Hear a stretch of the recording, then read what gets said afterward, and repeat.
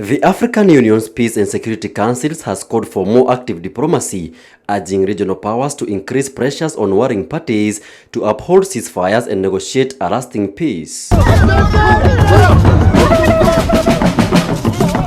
The Commissioner of the Political Affairs, Peace and Security Councils, perhaps, Mr. Bankore Adegboyega Adioye, said that the Union has announced that it will work closely with the United Nations to boost its peacekeeping forces and humanitarian aid efforts. About an open regional war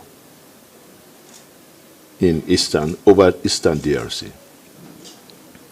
And this, we reiterated the need for caution and the need for M23 and its supporters to disarm and withdraw from the Goma airport and other occupied territories. In South Sudan, despite a fragile peace agreement, violence between factions continues.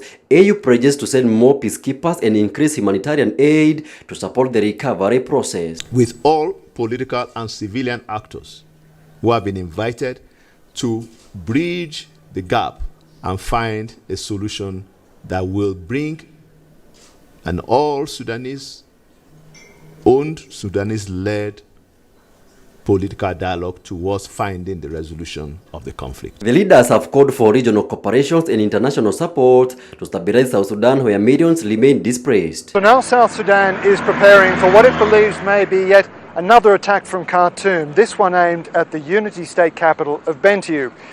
This town lies at the very heart of the South's oil industry, so it underscores what lies at the very bottom of this whole dispute, a resource that neither side can afford to do without, but that they can't agree on how to share. Meanwhile, in the DRC Congo, armed groups continue to wreak havoc, particularly in the eastern regions, where AU commits to work with neighboring countries to support the DRC government's efforts to combat the rebels and restore stability. Back in June 2023 in Luanda at the Quadripartite Summit. So we're going to go back to the drawing board to ensure that all we are doing is to have a peaceful Eastern DRC, and by extension, in the Great Lakes region. But the African Union stresses that peace requires not just military actions, but also political dialogue and community reconciliation.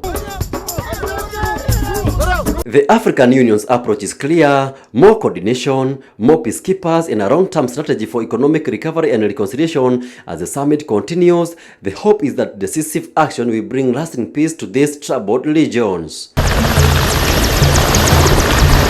Reporting for JMC TV, my name is Edmund Maina.